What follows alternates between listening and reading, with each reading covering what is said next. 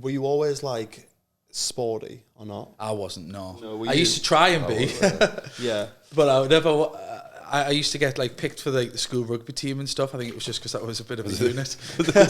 But like I tried to play football and stuff, like played in goal. I think I got into like fitness and stuff because I was always like naturally quite strong. Yeah. So even when I was doing sports, I was like one of the strongest in that. Like, because I was always naturally strong before I'd even like went to the gym and stuff. It felt like a natural progression. People were like, I remember when I was playing basketball, like academy level, and we were doing push-ups, and it was like under 14s, and people could do like 8 push-ups and stuff. And I could just bang out like 30, 40 push-ups. And then because people were going... It's addictive though. Like, people are going, you're going to be big, you're going to be strong, all this sort of stuff. And it was kind of like, right, well, if you're saying that I am, I best actually do it. I best actually do that. So as soon as I could get into the gym, and then because I was because I was getting into the gym first, and I was like getting a bit stronger, then I would like be tasked with like going guarding their strongest player and stuff, and like playing men's basketball and having to like throw my weight around with them and being like, oh, he's like, he can play with the men because of that, I was thinking about that, and I was like, right, well, I feel good about myself when people tell me I'm strong, so I'm gonna like dive into it a little bit more, and I'm gonna, let that be a bit like my character. So in that sense, obviously we're saying our biggest motivator is the transformation that we had undergone at an early age. Did you transition more when you started PTing into a sport and performance side of things, or did you go down the transformation? I wanted to at first. I wanted to train athletes because I was still playing. That was still what I was like interested in. I was interested in the athletic side of things. Your life, wouldn't it? Yeah, but then I realised that most people who want to train just want to look good. Yeah. So I kind of figured that out quite early, that it was going to be, I could still train people a little bit like athletes. So I'd still do like getting them out doing shuttles and doing cones and getting on the crash mat and doing stuff like that and doing some plyometrics, because I knew that if you trained like an athlete, you'd look like one. But to be honest, that would have been what you enjoyed doing. It was a bit before its time.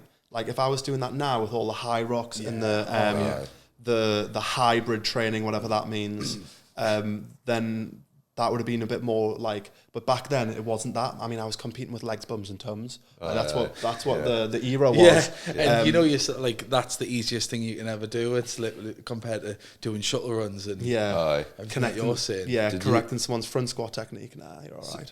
So do you find that as well for yourself? Do you find that you get better results from the clients that are doing things that you would do in your own training that you enjoy doing, or is it more of a broad spectrum?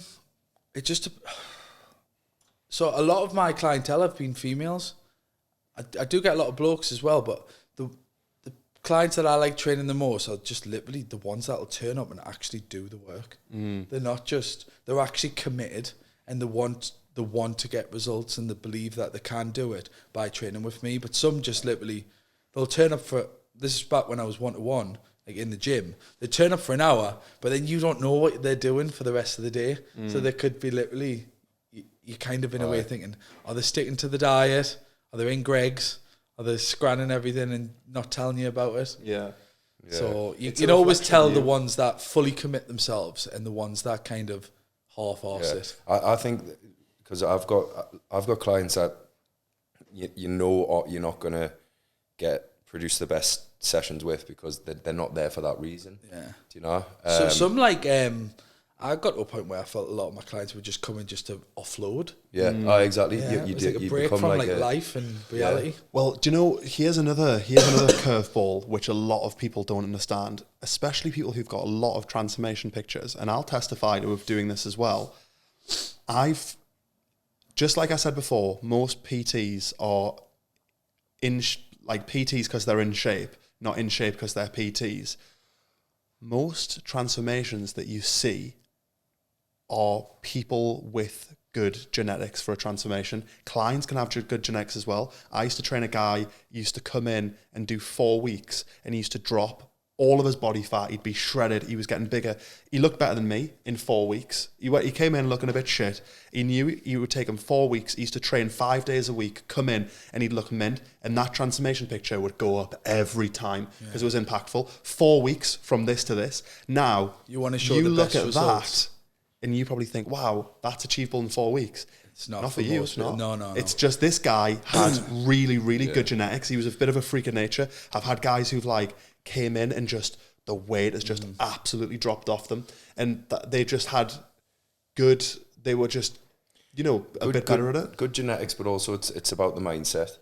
As we just said there, some people do come in, and that's what they want a personal trainer for, is to have someone to talk to that's a little bit outside of their normal, society, that they're not associated with directly. They're not friends, they're not family, and that's fine. And I enjoy that side of it, because you get to know people on a deeper level. But like the ones that actually get them results, yes, their genetics are fantastic, but I just think it's the drive that they've got, and how much they actually listen to how much commitment they're going to put into it. Exactly. What do you think is next for you in terms of the online coaching world? What's next? What are your goals? Yeah, what's coming up?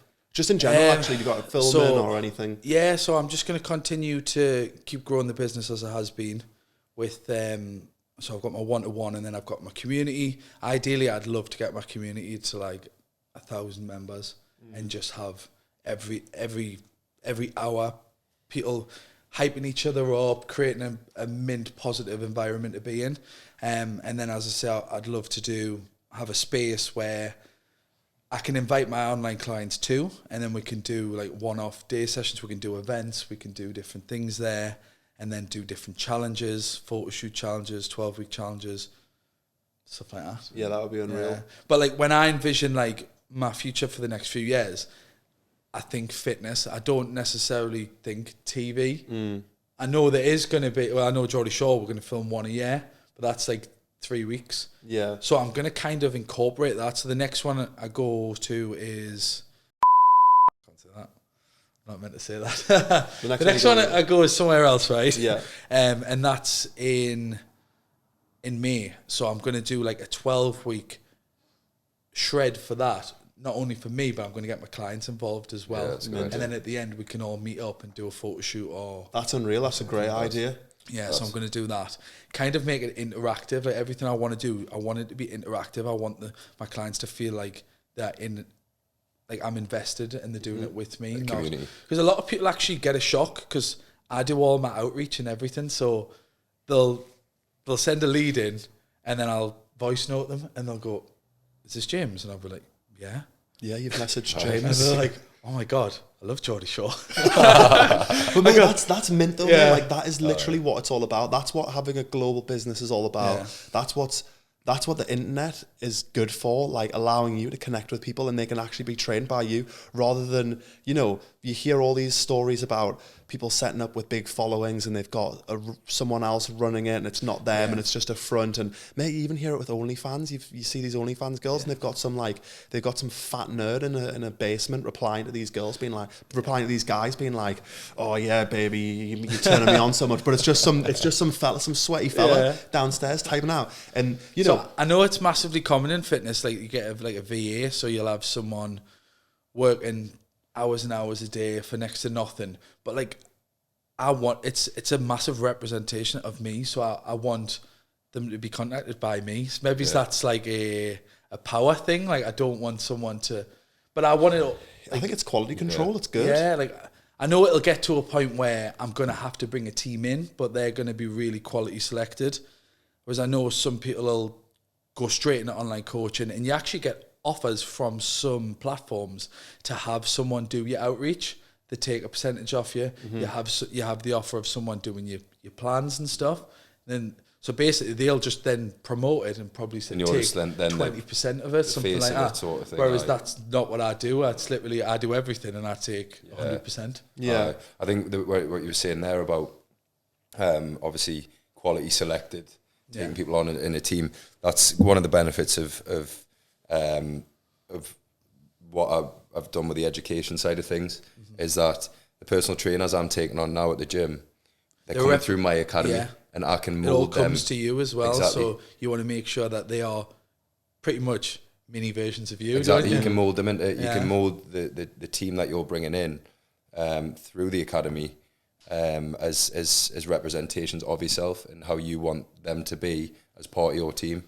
100%. Well, that's the thing. If anything ever went wrong, there wouldn't be like, oh, it's Dave from such and such. They'd come to the business owner. Yeah, of course. And if anything was to go online, it would be about the business owner. So it would always come back at you. Yeah, exactly. So you've got to be really selective. Like I learned this with the gym, and you've seen it firsthand. Yeah. Yeah, it's your face, it's your name, it's you who's going to get the stick. Yeah. But no, I'm keen to see how you keep getting on in the community, and we was talking just a little bit before about our networking event on the 8th of March. It would be mint to get you there. Absolutely. So if you're free for the 8th of March. If I'm free, I'll be there, yeah. Yeah, definitely. Friday, 8th of March, Banyan, Newcastle, 6 p.m. start. All fitness professionals need to be there. See you there. Honestly, mate, thank you so much for coming in. It's really good one. It's a pleasure. Thank you. Mate, it's always a pleasure to chat to you, mate.